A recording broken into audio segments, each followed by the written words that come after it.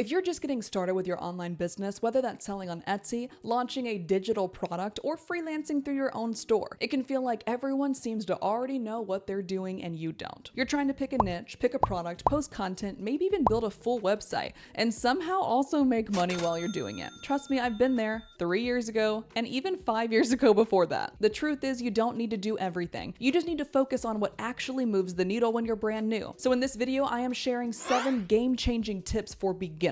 The same ones that I wish I had when I started. Whether you're selling physical products, services, or even content like myself, these tips will help you gain traction faster without burning out faster. So if you're ready to stop guessing and start building something real, let's dive into tip number 1. Get clear on what you're selling and why it matters to people. Before you dive into SEO, packaging, or creating content, pause for a second. Most beginners skip this step, but it's the foundation of everything else. I want you to ask yourself 2 things. What the heck am I actually selling? And why in the world would someone choose it over something else that maybe even is cheaper? It's not just a mug, it's a personalized gift for new moms. It's not just a website audit. It is clarity for a stressed out business owner who's stuck. The clearer you are on your offer, the easier it is to create listings, content, messaging, and marketing that actually converts. And don't overcomplicate it either. You can refine later. But if you cannot explain what your offer or your product is in one sentence, your buyer isn't going to get it either. So get clarity now so everything you build after has a clear direction. Number 2 is to validate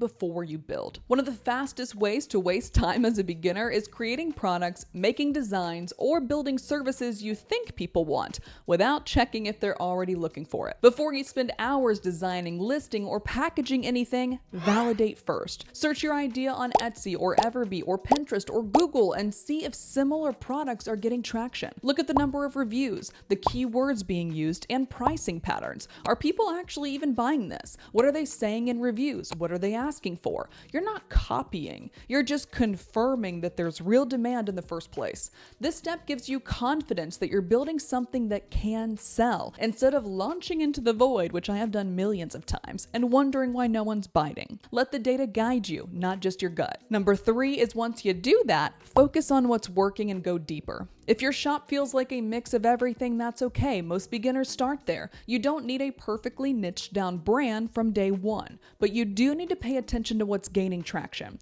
What are people clicking on? What's getting the most favorites reviews? Which listings have early sales or promising feedback from reviews? You can use EverBee product analytics if you're on Etsy to track these patterns. And once you spot something that's working, lean into it. That doesn't mean shutting everything else down overnight necessarily. It means just slowly shifting more energy to what's already been proven and letting the data shape your direction going forward. You don't have to start with a niche, but you should end up with one. Number 4, create content that builds trust, not just traffic. When you're new, it's so easy to obsess over followers or going viral, but what actually grows your business is trust. Start sharing simple, helpful content that shows you know your stuff and you care about your customer. This could be a quick behind-the-scenes video of your process, a tip for using your product, or answering frequently asked questions that you've seen in your space. If you sell a digital planner, for example, show people how to use it. If you create custom, personalized gifts, talk about why personalization even matters. You don't need fancy gear or a big strategy. You just need to be real, relatable, and relevant. Every post is a chance to build connection and credibility because people don't just buy products, they buy from people they trust. And content is leverage, so use it to turn strangers into potential buyers. Number 5 is to stack trust as fast as you can. When you're new, people are naturally skeptical, and that's okay. Your job is to remove that friction by stacking trust signals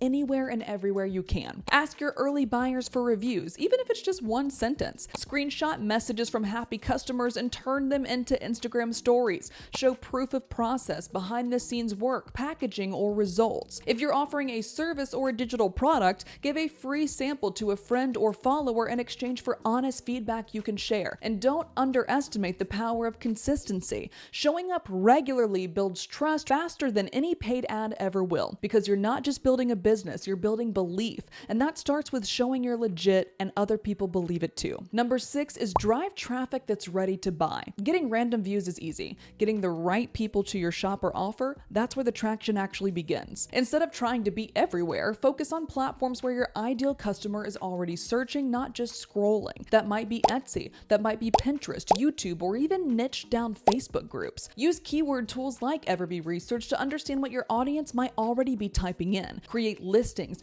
posts, and pins that match that intent. So you're not just posting for views, but you're positioning your offer and your products to show up when people are actively looking for them. This is how beginners start making consistent sales, not by chasing trends or copying other people's designs, but by aligning with actual buying behavior, because traffic does not matter if it doesn't convert. So focus on the kind that's ready to say yes. Number 7 is to start a system, not just a side hustle. When you're starting out, it's tempting to treat your business like a side hustle, but if you want real results, you need real systems. That doesn't mean working 12-hour days. It just means creating repeatable routines that actually move the needle. This could be batching your content once a week, checking EverBee for trending keywords every Monday, or setting up a simple email flow that runs in the background for you. The point is, consistency scales and hustle doesn't. So instead of winging it every day, build a simple system that supports your goals and lets you grow without burning out. You guys do not need to be everywhere. You just need to be intentional with where you are. So if you guys are just getting started, remember this: you do not have to do it all, and you definitely do not have to figure it out all alone. These 7 tips are how you start smart.